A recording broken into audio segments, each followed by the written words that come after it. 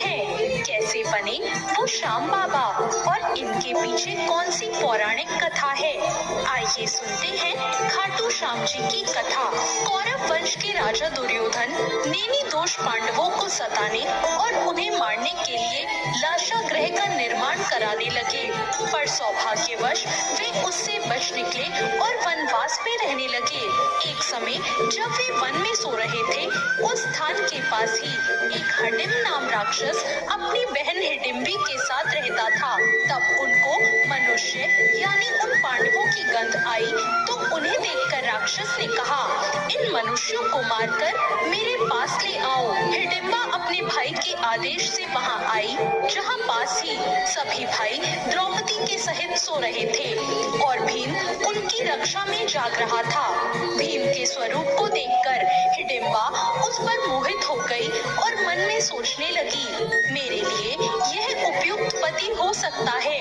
उसने भाई की परवाह किए बिना भीम को पति मान लिया।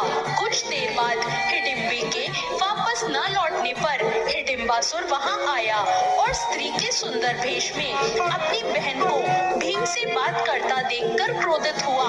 तत्पश्चात हिडिंबी के अनुनय विनय से माता कुंती व युधिष्ठिर के निर्णय से दोनों का गंधर्व विवाह हुआ।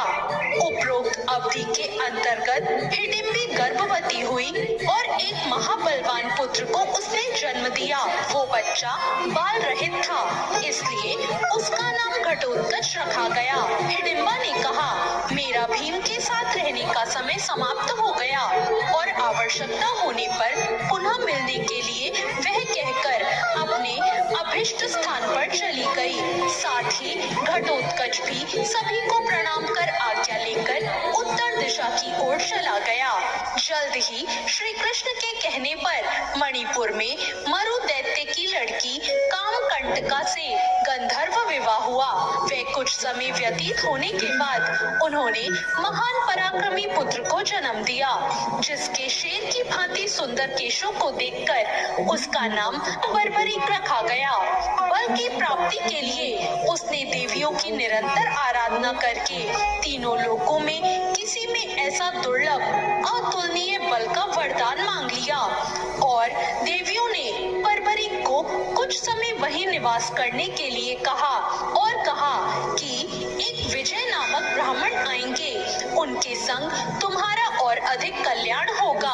आज्ञानुसार बर्बरीक वहां रहने लगा।